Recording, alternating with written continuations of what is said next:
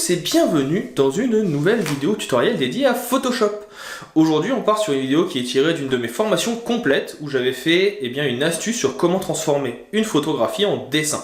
Ça prend en main et ça demande quelques filtres, quelques effets, quelques courbes de réglage, mais je vais vous présenter tout ça dans la suite de la vidéo.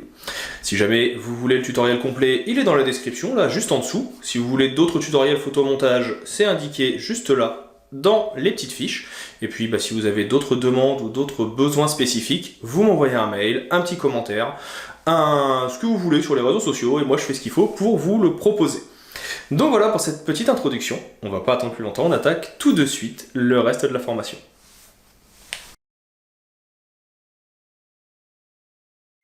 Pour ce prochain petit exercice de script, on va cette fois venir essayer de donner un effet un peu dessin. Alors pour ça, j'ouvre ma fenêtre de script, vous connaissez maintenant, et je viens en créer un nouveau. Ce nouveau script, je vais l'appeler ici dessin, tout simplement. Il m'ira très bien. J'enregistre, je vais juste ici tout de suite l'arrêter parce que, encore une fois, j'ai pas fait attention, je l'ai pas mis dans le bon dossier, et je relance.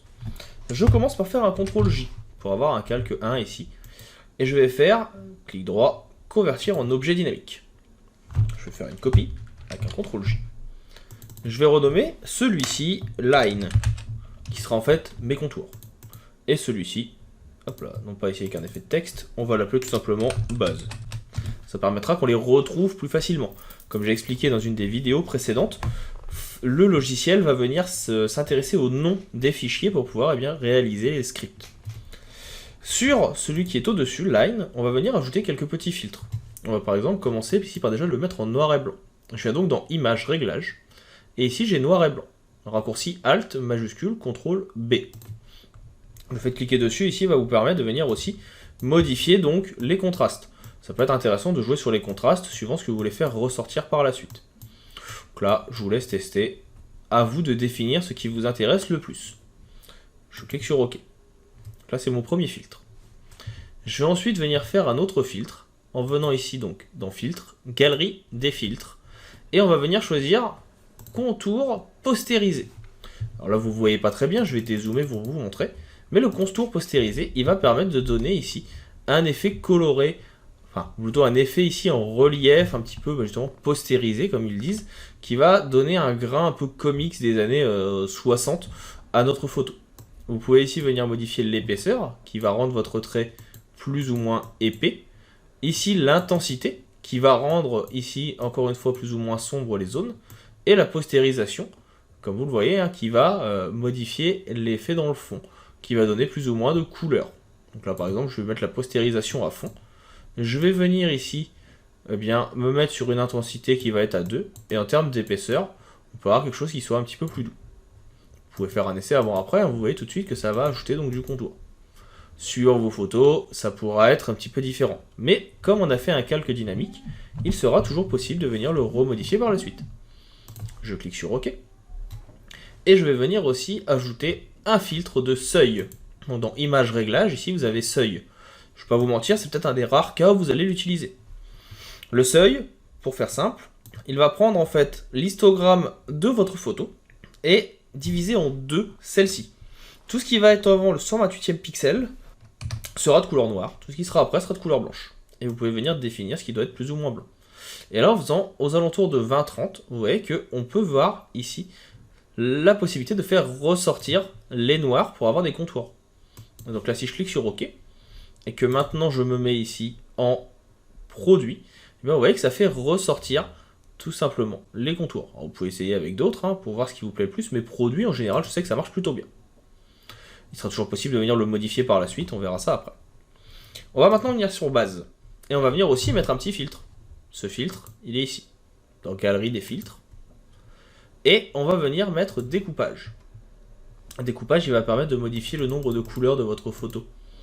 Et donc là, ici, vous avez également 3 paramètres qui vont être disponibles. Niveau, qui va être le nombre de couleurs de votre photo. Donc moi je sais qu'à 6, c'était plutôt pas mal. Simplicité, qui va permettre ici de choisir le type d'illustration. Rien que ça en lui-même, ça peut être le genre d'illustration que vous rendez sur le display en low poly, ça prend juste un filtre. Donc là, ici, on va se mettre plutôt à 6, on va peut-être même 7 pour avoir un petit peu d'effet graphique. et fidélité qui va permettre de venir augmenter tout simplement les détails. Et une fois que c'est fait, vous cliquez sur OK. Et là, vous avez votre effet dessin qui commence à se mettre en place. On peut venir ensuite sur Line, voir un petit peu ce que ça donne si je baisse l'opacité, par exemple. Parce que là, l'opacité était peut-être un petit peu trop forte. On peut voir aussi ce que ça fait si je viens ajouter d'autres calques de réglage par-dessus. Donc là, je peux présentement venir chercher un calque de luminosité contraste et augmenter un petit peu la luminosité de ma composition et les contrastes de couleurs. Et vous voyez que tout de suite, ça va permettre de contraster votre illustration. On peut venir enlever le avant-après pour voir tout de suite le rendu. Alors n'oubliez pas qu'à chaque fois que vous faites un avant-après, ça va venir les ajouter dans votre script, donc n'hésitez pas à l'arrêter et les effacer pour pouvoir tester vous-même. Donc là, on a un rendu qui me plaît pas trop mal, donc on va arrêter ici.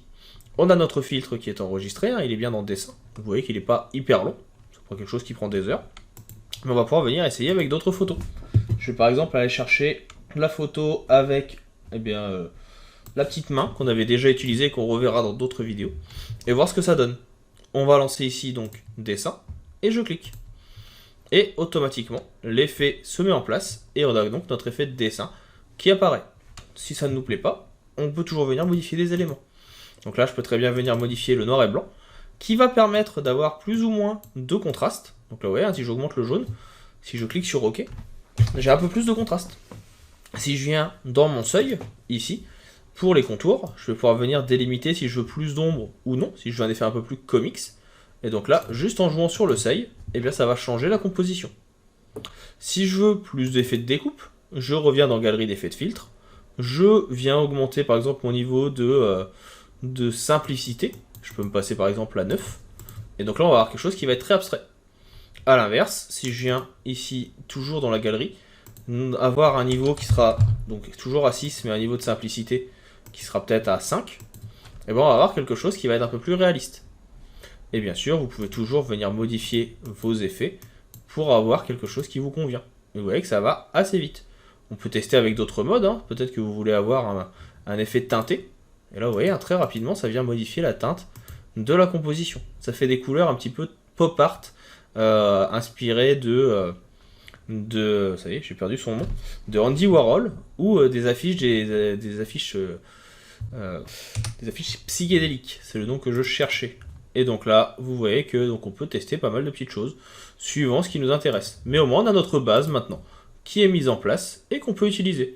Et vous pouvez venir le faire sur n'importe quelle photo. On peut venir rechercher la photo avec la girafe de tout à l'heure, et tester. C'est une très bonne base de travail. Je préfère le redire, je rappelle que les scripts ne sont vraiment que des bases de travail sur lesquelles vous allez venir retravailler par la suite, mais au moins vous gagnerez du temps. Donc voilà pour cette petite partie. On va maintenant s'attaquer au prochain effet. On va venir voir comment il est possible, avec quelques filtres et toujours un petit script, une petite action, tout simplement de venir réaliser une statue dorée. On attaque ça tout de suite dans la prochaine vidéo.